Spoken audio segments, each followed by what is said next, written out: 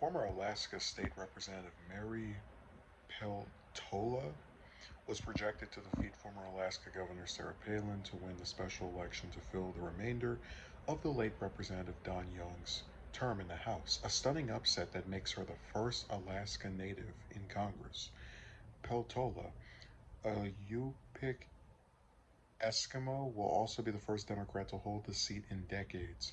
The last time a member of her party was elected to represent the state's at large congressional district was in 1971. Her apparent victory came after votes were tabulated late Wednesday as part of the state's new ranked choice voting system. Prior to her congressional run to fill Young's seats, Peltola represented the southwestern Bethel region as a state lawmaker for a decade. She has also served on the Bethel City Council and Corsaramuit Native Council Tribal Court.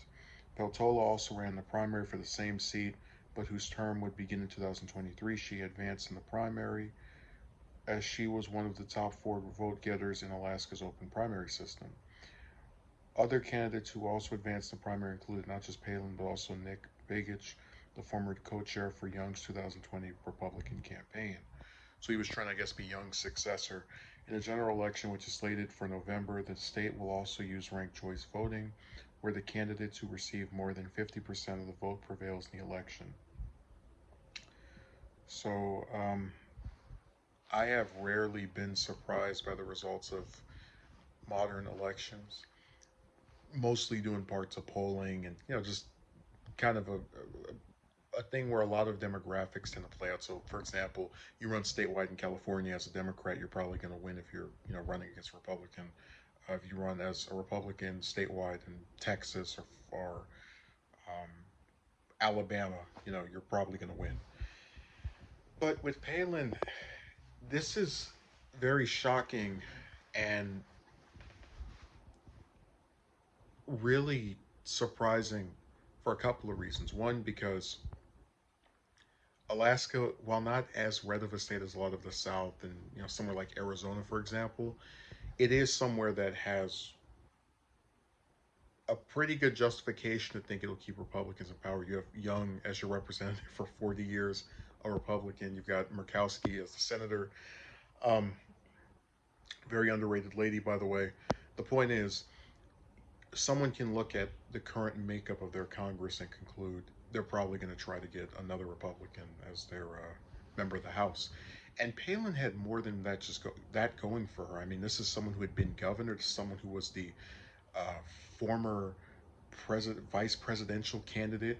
I mean, if you go back to 2010, 11, there were a lot of people who were considering her the front runner for the 2012 nomination just off of her name recognition alone.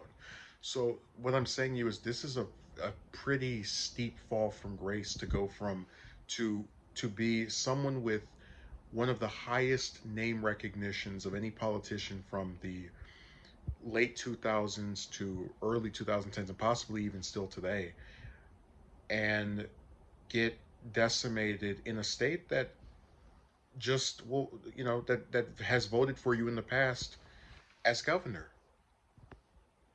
Palin has more name recognition as a candidate than I would have if I had a million subscribers and it didn't matter. She still lost.